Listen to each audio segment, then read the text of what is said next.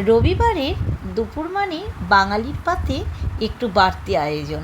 আর আজকের মেনুটি ছিল সেই আভিজাত্যে ভরপুর।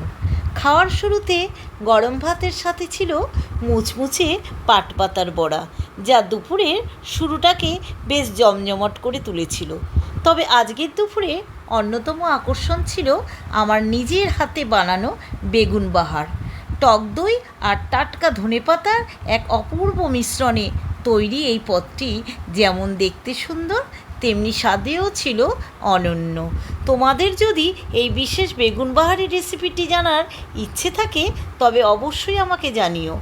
আমি তা শেয়ার করতে পেরে খুব খুশি হব। আর সবশেষে রবিবারের চিরকালীন আবেগ, আলু দিয়ে লাল লাল চিকেনের ঝোল।